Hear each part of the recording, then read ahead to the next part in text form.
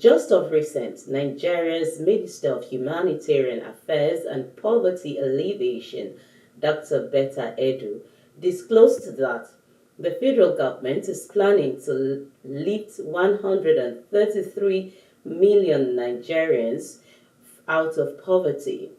According to her, this can be achieved through different interventions and initiatives, but the question is, how soon can this happen, knowing that Nigerians are indeed aching badly?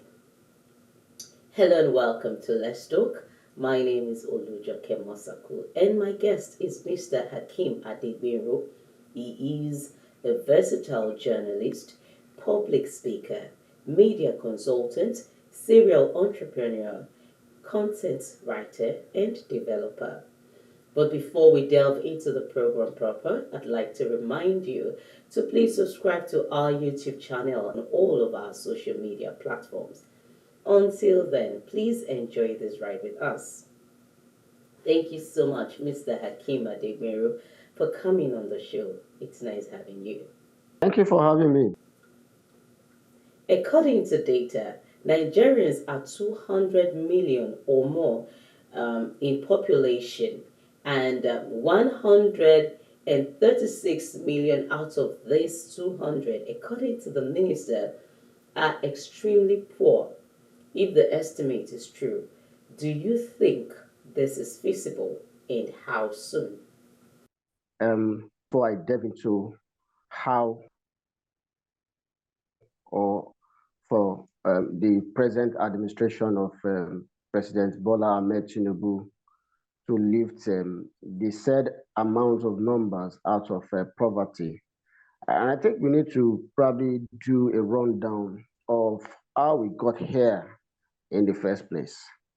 When you consider the numbers, it's worrisome that that amount of number can be ascribed to Nigeria, hub of Africa, the giant of Africa, so we call it, with diverse mineral resources and human resources, as it were. And you begin to wonder, how did we get to this level? If I run you down from, let's even give a 3-year gap from 2021. It was estimated that about 37.9 million people live in poverty in Nigeria. That is 37.9 million people live in poverty. And out of this 37.9, half of that number live in deep abject poverty. It's worrisome because when you consider these two numbers, it shows that 48% of Nigerians then in 2021 were actually living in poverty. Poverty means that you can't afford the daily meals.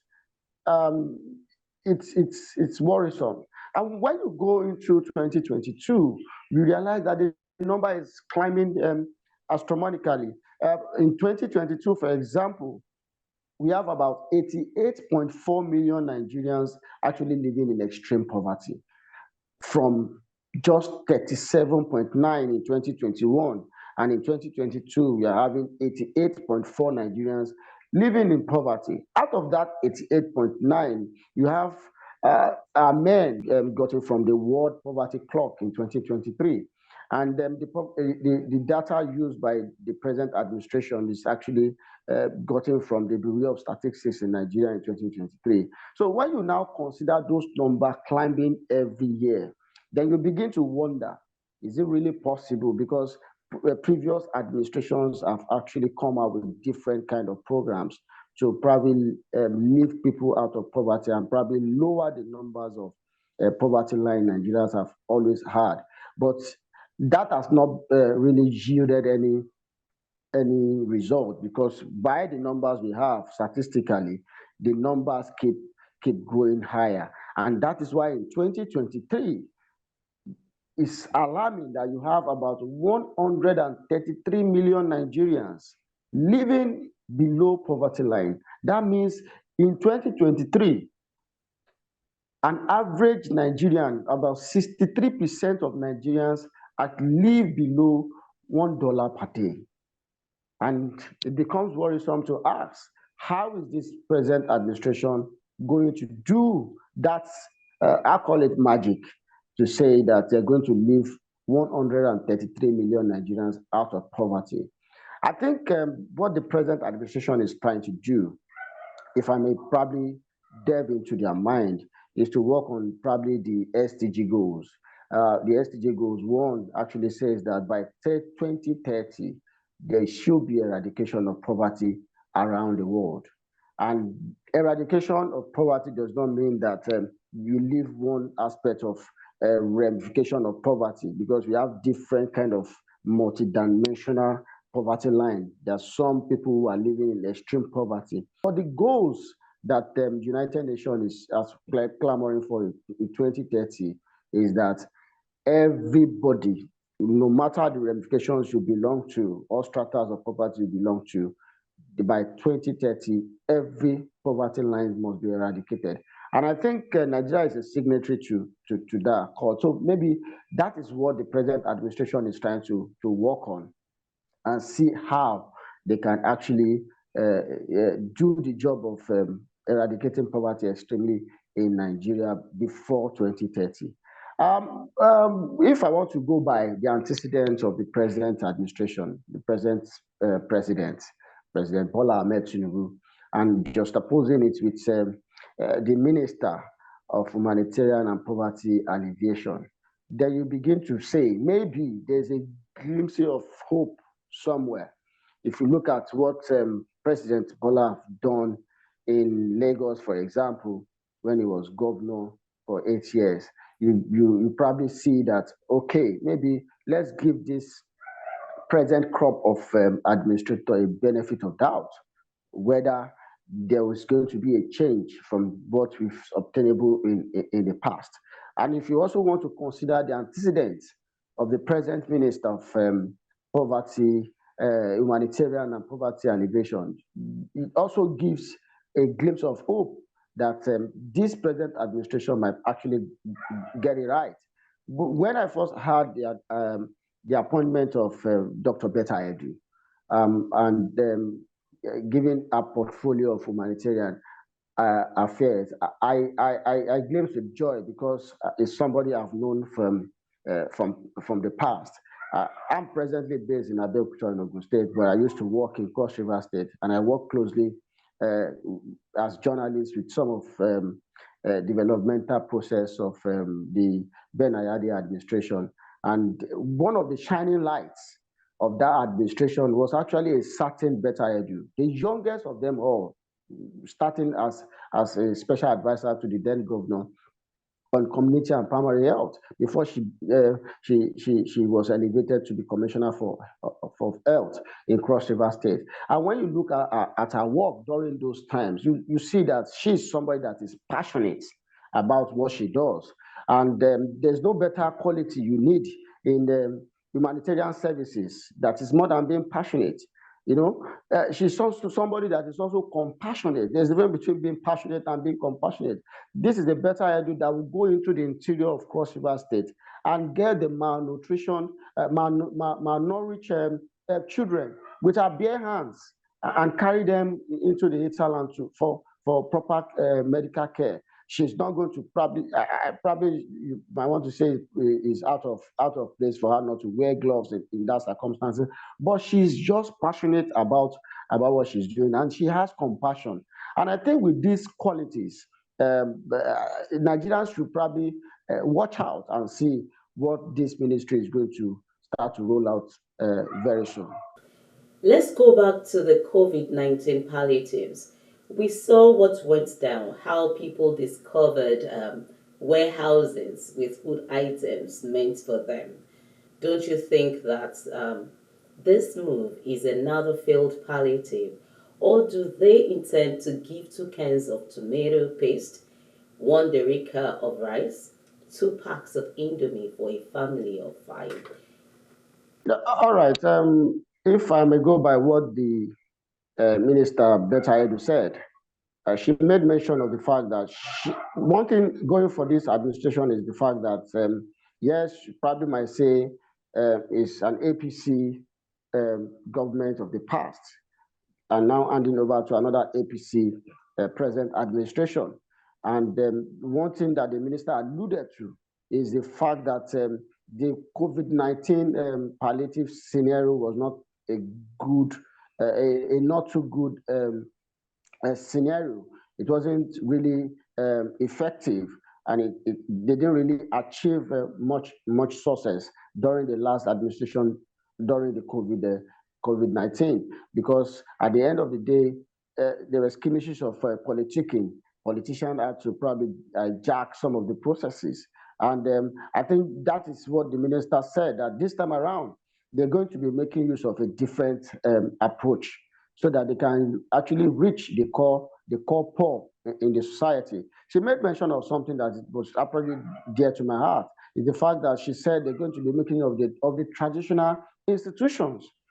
During the night assembly, the roles of traditional rulers, traditional institutions in Nigeria, the bill to give them certain rules were jettisoned.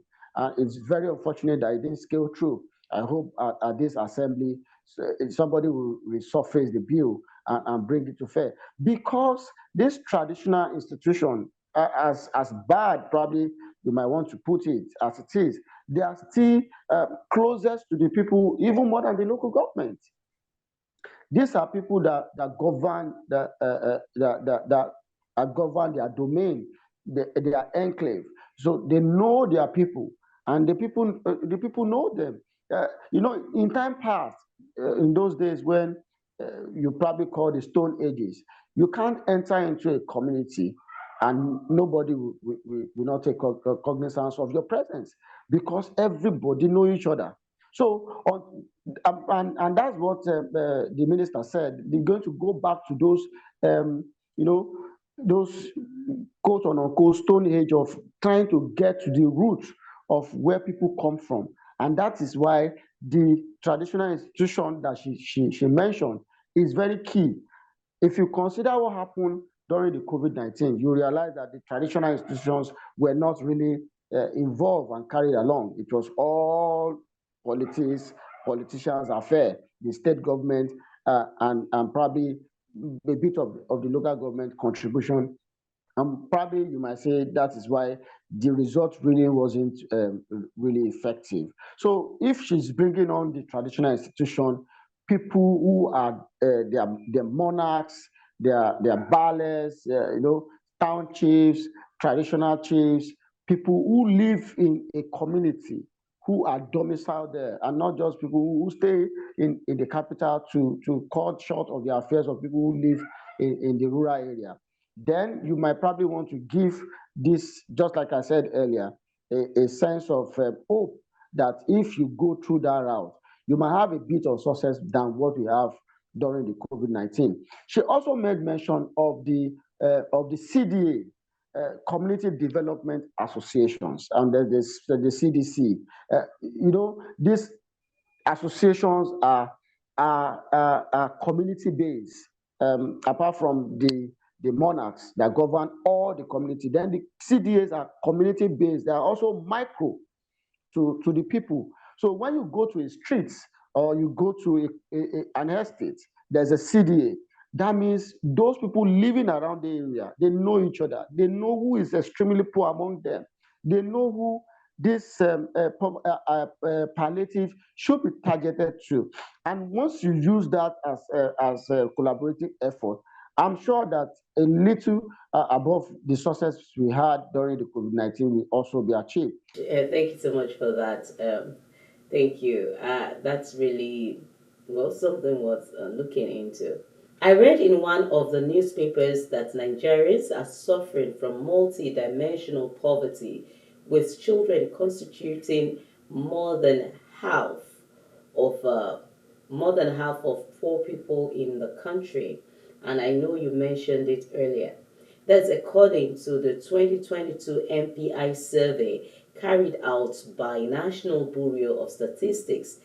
Do you think that the present government has all it takes to indeed alleviate poverty? Because from all indication, I have not seen any concrete plan to make this happen. Yeah, I have the same fear, and I know that an average Nigerian also postulate the same fear. If you even consider what this present administration have done in these few months, you begin to wonder: Are we going are we going to have a rough time all over again? When this administration came on board, it started on a rough note.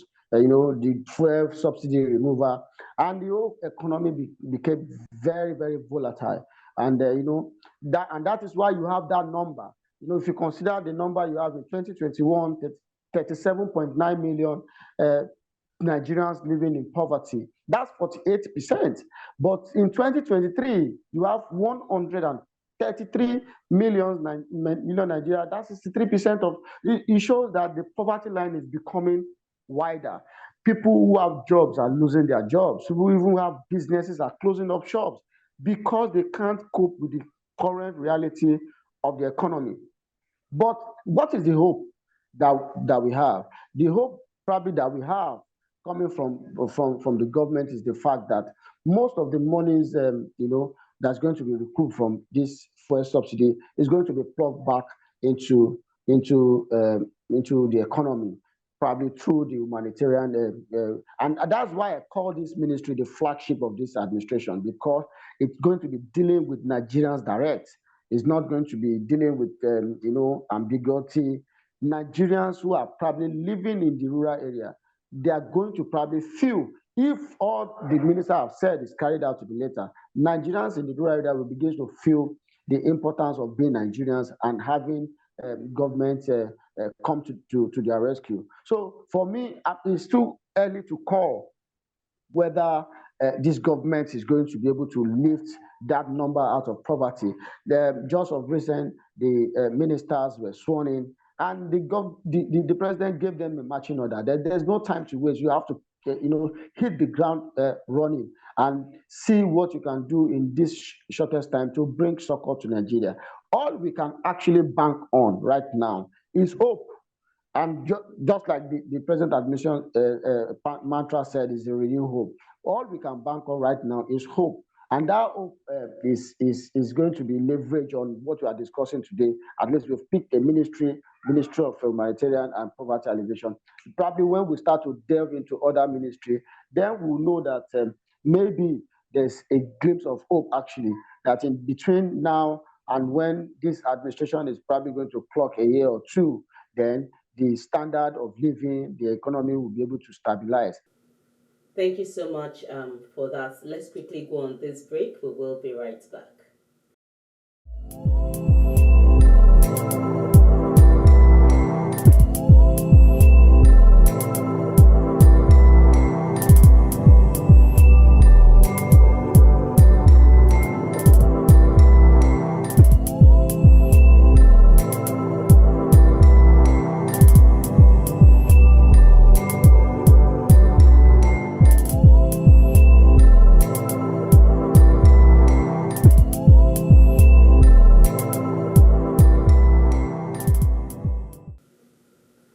Welcome back. If you're just joining us, the program is Let's Talk on DNTWOK. And the topic has been raising 133 million Nigerians out of poverty. How soon? My guest has been Mr. Hakeem Adegbenro. He is a media consultant, serial entrepreneur, and many other feathers to his cap. Some states are also offering palliatives to their people to cushion the effect of subsidy removal. I guess it is the money that the federal government gave to them. How far can this go to ease the pain of Nigerians? Okay, if I go by where I am presently domiciled, just yesterday, the governor of Ogun State, Prince Dapo Abiodun, flag off the palliative distribution in the state. The federal government, the state received a total of 3,000 bags of rice. I think last week or so, and just last week we started rebagging the bag of rice into 10 kg, just to make sure that at least it goes down to some certain extent.